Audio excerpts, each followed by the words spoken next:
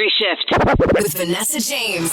Subscribe today. Hey guys, I am so excited that you have been loving this series, Industry Shift, with me, your host, Vanessa James. I could not think of a better way to close it out. I am closing it out with a dear friend and colleague who just happens to rock the entire game. He used to be in the spirits industry and has now shifted over to athletic and leisure, and he is phenomenal. So I thought, what better way to bring things to a close than with the phenomenal Mr. Richard McLeod. He's vice president in marketing of Foot Locker, Kids Foot Locker, and Lady Foot Locker. So I assume that means, sir, that you've been quite busy.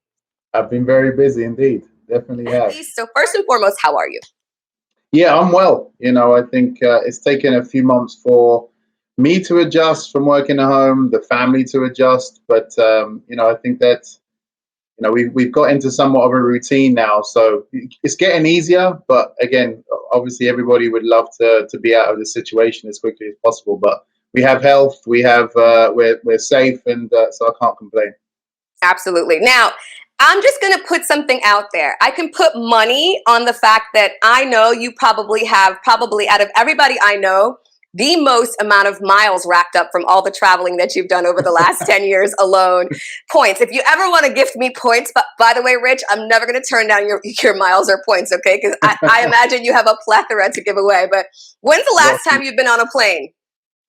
Oh, man. I think it was actually very memorable. We went to Mauritius for our anniversary. So that was in February. We came back March 6th. And then literally March 12th was lockdown, and we've been kind of quarantined since then. So, I have all the pictures. I remember the day, distinctly because it's my anniversary trip every February. So that was great, but been nowhere since then. Mauritius, at least that can stick in your mind, right? Absolutely. So here's the thing. You guys have been you're in the Northeast, New Jersey, correct? Correct, Montclair. So you have been really, dealing with this in the heart of what was the epicenter until Florida said, hold my beer over here. It would definitely hold, in reference to me, it would be hold my scotch. But how was that experience? Because I feel like New Jersey and of course New York, the entire Northeast really took this seriously, and you guys were locked down. So talk to me about that experience for you. I'm sure this is the first time you've been locked down for a pandemic.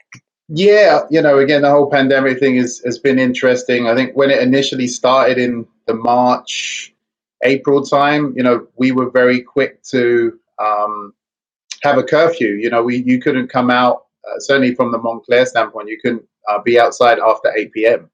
Right. Yeah. So I think we definitely did take it seriously. You just never know. We've been very careful with the masks, very careful with social distancing. I think it has kind of let up a little bit as we've started to create our own little bubbles of close friends or neighbors, but still, you just never know. So we've been pretty cautious since the lockdown. Yeah.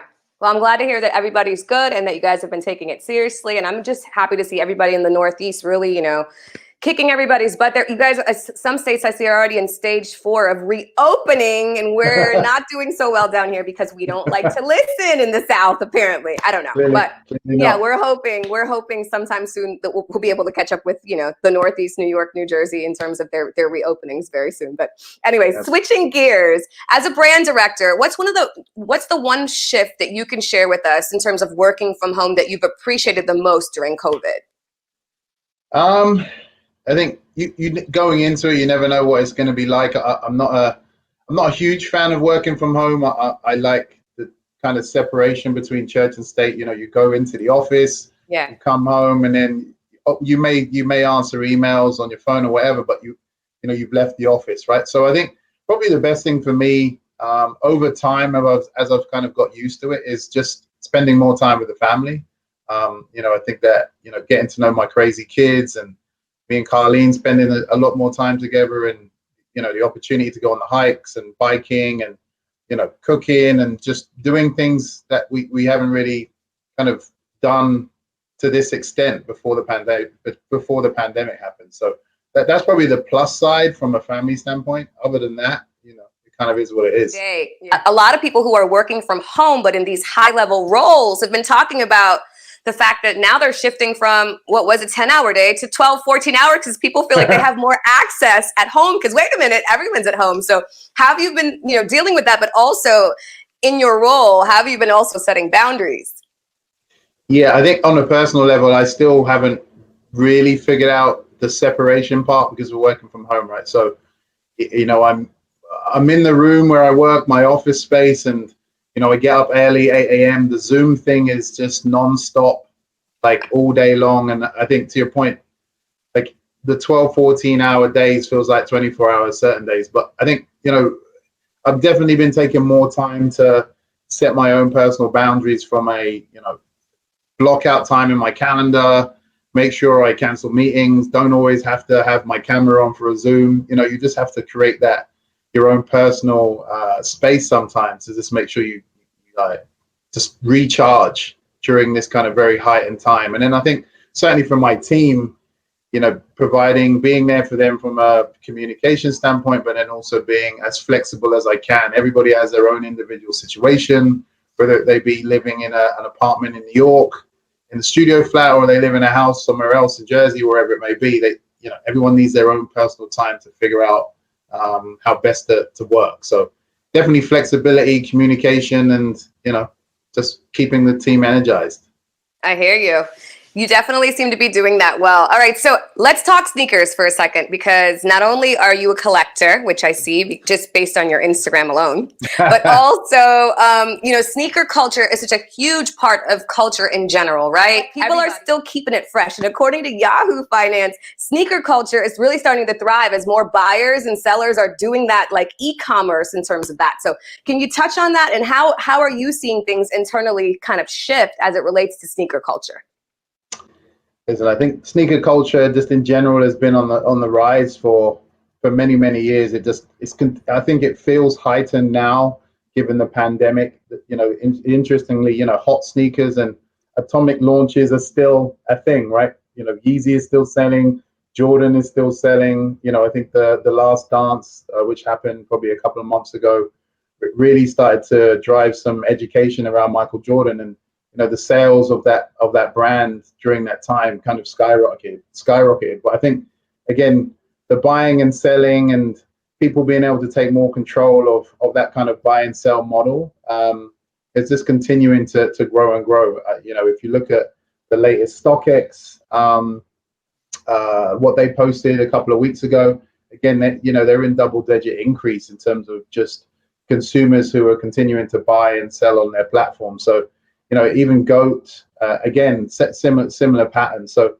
I think it's here to stay. The pandemic hasn't necessarily slowed things down that much, and we'll see how it goes. But for now, it's certainly on the rise. That's good to hear. I definitely think that Michael Jordan's ESPN special didn't hurt his sales, for sure. It helped his sales. that was a pretty amazing special. Yeah, he's in good shape. Whoever's managing that brand has been on point, for what are we going on 3 decades now? Absolutely. Anyway, as we continue to shifting topics for a moment, as a C-suite level professional, some companies have missed the mark, Rich, on embracing the Black Lives Matter plight for racial justice and inclusivity as it relates to brands and corporations. How do you feel like brands are either embracing or not embracing this movement that is here to stay?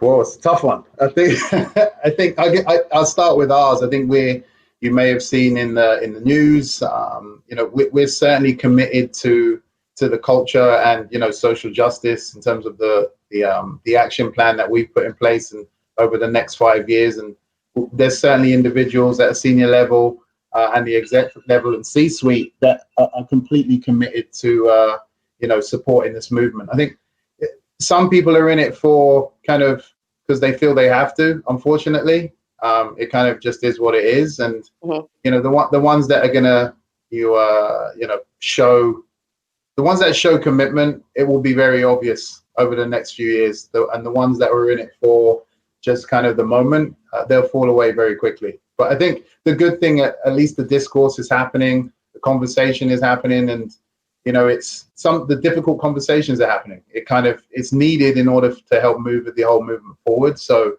I'm happy to be at a level where I can help drive change, pay it forward in terms of the younger generation within our industry and outside our industry. So, having 2 kids, what my kids grow up into and the future that I set for them is super important for me. So I think from a corporate level, I think that's what I also bring to the table in terms of my ability to help that whole situation. So we'll see how it goes. But like I said, we from a Foot Locker standpoint are completely committed, and you'll see quite a lot of initiatives taking place over the next few months and certainly into the next 5 years.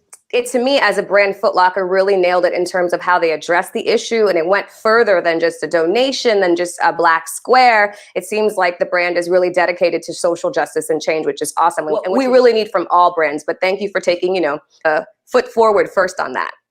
Absolutely. All right. So to close things out, Richard, may I please ask, what is your current sneaker of the moment?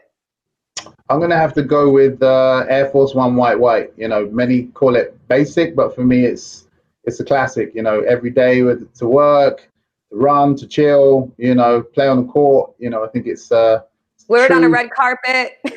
red carpet, absolutely, with the suit. So I think Air Force One white. You can't really go wrong with that shoe. Definitely not. All right, where can people stay connected with you on social and follow your journey? I'm at rmcleod78 on Instagram. You can follow me there. Okay, awesome. And of course, Foot Locker across all of their platforms as well. Absolutely. Can't forget that. Can't forget that. Richard McLeod, thank you so much for carving out some time to chat with me today on Industry Shift. We appreciate you. And I very well may just have you back in a few months to talk about how the brand is doing and how you are doing in the fall. I look forward to it. Take care. All right, take care.